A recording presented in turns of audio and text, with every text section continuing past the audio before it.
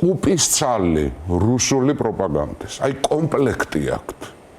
მენიუ აქვთ დღევანდელი ხელისუფლების მომხრეებს, აქვთ მენიუ გადმოღებული დუგინის ბოდვების.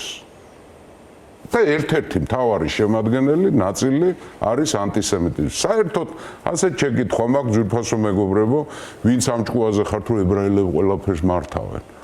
ვინც ანტისემიტი ხართ და ვინც თვლით, რომ ებრაელები ყველაფერს მართავენ სოფლიოში, ამითი ადასტურებთ, რომ ხართ გონებრივად ჩამორჩენილები, იმიტომ რომ 20 მილიონი არიან ებრაელები სოფლიოში.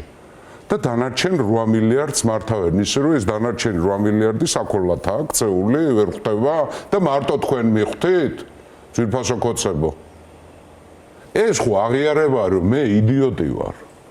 20 მილიონი როგორ უნდა გმართავდეს 8 მილიარდს, ხო?